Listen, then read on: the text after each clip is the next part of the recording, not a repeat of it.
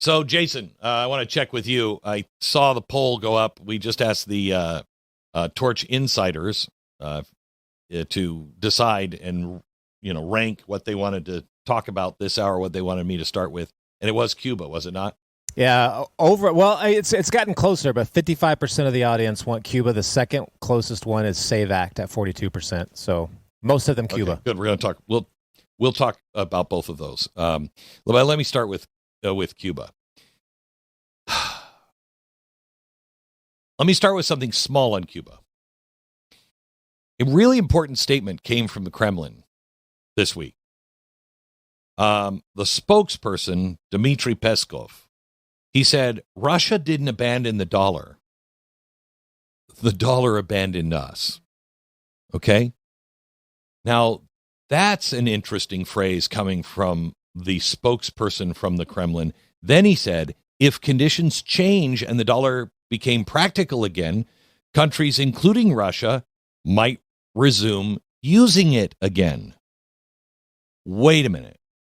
What? For years, the message out of Russia has been de-dollarization, okay?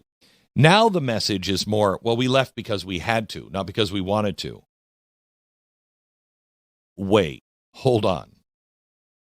Reports based on Russian internal proposals suggest Moscow is floating a broader economic cooperation with Washington if a Ukraine settlement emerges, okay?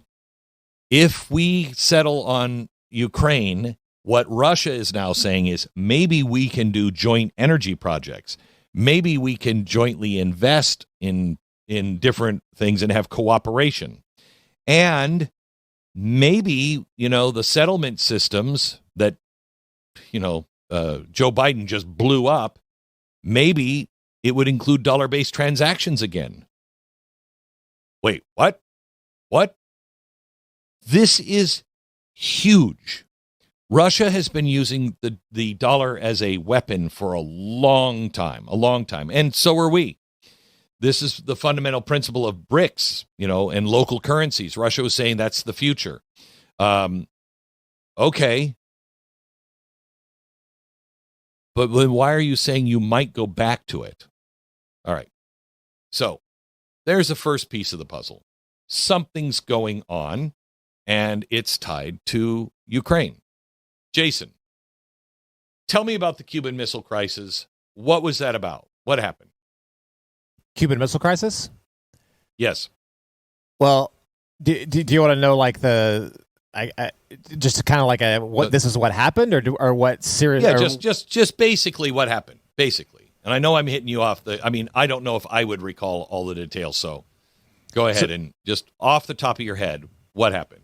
Don't look it up. Don't stall and look it up. Not looking heads off the computer. So Cuban Missile Crisis was when they were going to start positioning nuclear missiles on Cuba, or at least missiles that could have the range to hit the United States. And that was obviously a red flag for us. But the Soviets were responding to multiple other countries within Europe that already had nuclear-capable missiles that could target them. So for them, it was like, this is only fair. For us, this was like, oh, nobody.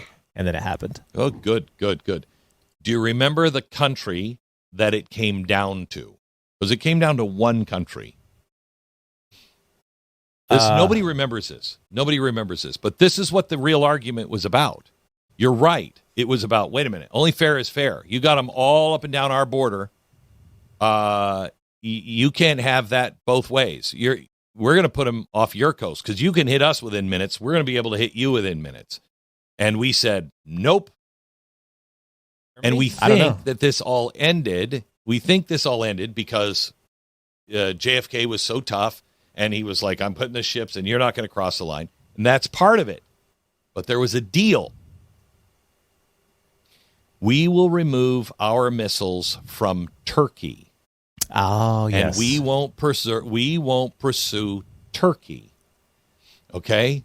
And Turkey was on the border of the Soviet Union at the time. And so that was like putting missiles in Mexico. And so we said, we'll remove these missiles. They're old and outdated anyway. That's what we said. And so we'll remove those, and you remove yours, and we'll call it even. And So we both walked away a winner. My question is, we gave up Turkey. Now we're headed towards another blockade, possibly, because Russia just sent their ships, some ships down for aid and everything else down to Cuba. Mexico is doing it. Some other country is doing it. And we've said, you're not going in. You're not pulling into port. Whether we do a blockade or not, I don't know. But it just felt very, very similar to me. And I was talking to a friend of mine, and he said, Turkey. Like, what? Turkey. That was the end of the Cuban Missile Crisis. Is it possible that this Cuban thing will be solved by what we do and solve in Ukraine, just like we resolved last time with Turkey? Is it possible that all of this, because they know Donald Trump wants to control this hemisphere, and the last time this happened, Russia gave it up, but we had to give up something.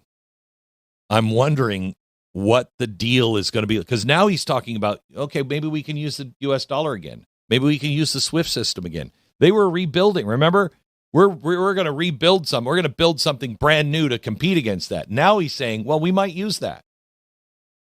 What's happening? Does that make any sense to you, Jason? Yeah. So are you thinking that this new economic weapon, basically, that they're considering with Russia, is part of this this standoff, basically? Refresh my memory on what are you talking about? New economic weapon. So this is what hit with me with the Russia story, was because so if you think back during the Ukraine war, when that first broke out, they had already wanted to get off the dollar. But it was even more essential after we showed them that their money did not matter in this system that was, the post-Bretton Woods system. So we could make money just go away if we wanted to. So for Russia, they were like, we have to get off, the dollar. That was everything they've been trying to do. Now, this is what doesn't make sense about this for me, is now they're saying, wait a minute, let us back in, but we don't want you anywhere near Ukraine. I mean, it almost seems like suicide on their end. So they really must be desperate. I don't know. Well, I think they are really desperate. I think this has exposed them to be the paper tiger that we never thought they were. But they have survived, and they've survived because of the ally with the Axis powers, if you will, China and Iran and everything else. So they're doing that. But now they're talking about doing trade deals with the United States, talking about oil deals with the United States, and coming back on our dollar. And it all hinges on Ukraine. That's my point. Yeah. I think Ukraine is the chit on the table. I think, wrong, but I think I completely agree with you. And wouldn't this be a crazy development, especially in the historical reference? I mean, the Cold War eventually flipped, and the Soviets were outnumbered once China was flipped over off their side over to the U.S. side. How crazy would that be if it was exactly opposite? Russia gets flipped because of Ukraine. Russia gets flipped, and they now go against China. Interesting. And I could see that actually happening. And it would be fascinating to see how, what the left is going to say. I mean, I remember in the 80s, the left used to just say, Ronald Reagan, he's a monster. He's going to get us all killed and vaporized and everything else. And it worked out the exact opposite. But it took longer than this is taking. This is recent memory now. You didn't have to wait 9 years for that thing to begin to fall apart. And this is falling apart right now. And every single expert, which seems to be the theme of today's show, stop listening to the experts. Every single expert has got us into this trouble. And now the guy who's bucking all of the experts and going an opposite direction seems to be collapsing everything in our favor. It's fascinating to me because I think you're right. I think this could end with Russia not being a trusted ally by any stretch of the imagination, but by being somebody we can do business with. This is what Washington wanted us to do, and our founders wanted us to do. You don't have permanent allies because things change, people change, countries change. And so what you have are business relationships. You do trade with people, and you use that trade to strengthen or weaken relationships. But you're friends with everybody. Okay? You try to be. That's what Donald Trump is doing. We're not going to, Hillary Clinton's gave her the reset button. Remember that? We're best friends. We're never going to be friends with Putin. We shouldn't want to be friends with Putin. But we should want to be able to do business with Putin and have some sort of a relationship where we're not throwing the whole world into chaos. And that's exactly what the left was doing under Biden, throwing the entire world into chaos and pitting each other against each other. Why? Go back to how does every great empire end? Every great empire ends the same way with its in world history with all of the other countries. There is always a rising power and a falling power. Whatever the great power is that is falling because it's exhausted itself one way or another and made too many mistakes, there's a new rising power that's coming up. And so there's always a war right towards the end because they're like, take them. They're weak. Take them out now. But notice China's not doing that because they're weak themselves. Everyone in the world, I've said this to you over and over again, this is unique in all of human history. This has never happened like this before. Okay, so in history, this is the way it always happens. Big empire starts to fall. New empire is on the rise. War takes the old empire out because it's weak, and then the new one comes in. Okay. This time, our empire is falling at the same time everyone else is falling. People want to believe that China is the rising power, but it's not. It's not. They're in more trouble economically than we are, and that's saying something, okay? There is no clean, clear rising power except whoever gets AI. Then that will seal the deal on who the rising power is, okay? So what was the left doing? I'm sorry, I'm just trying to piece this together because there's something big here, and I'm not sure I'm on it yet. But what was the left doing? The left is trying to tear down our empire from the inside. They're doing the job that another rising empire would have done in history. There is no empire that's rising, so there's nobody trying to challenge us that way unless it's a whole group of countries that will try to do it. But they lose if we go down as well. So who's trying to take us down? Our own left. And when the left got in power, what did they try to do? Weaken our military and, quite honestly, drag us into war with Russia. Joe Biden himself said, we're not going to do any of these things because that could be World War III. I mean it. No joke. World War III. Right? And then he went and proceeded to do those things he said would cause World War III. It's almost as if the left wanted World War III. Now, if you go back to Donald Trump, who I think in many ways is following the advice of the founders on the way he deals with countries and allies, don't have permanent allies. Have friends around the world and treat them as friends as long as you can. Unless they're attacking you or something, you treat them as friends and you do deals with each country, what's best for your country. So that's what he's doing. And instead of having war, he's trying to make peace all over the world.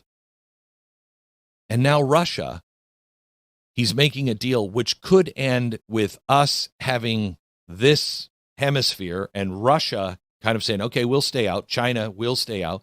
And Russia actually saying, I want to do some deals with the United States. Donald Trump won't do that deal if you're doing it with China as well.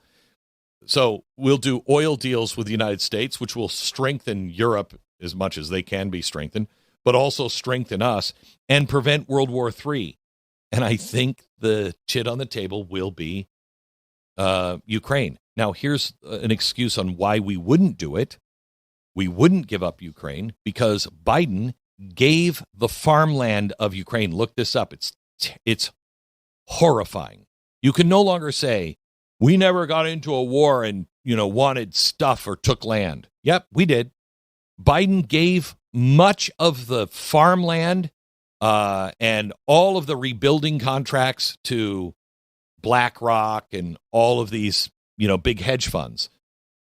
Goldman Sachs, all of these people own the farmland and all the reconstruction we took.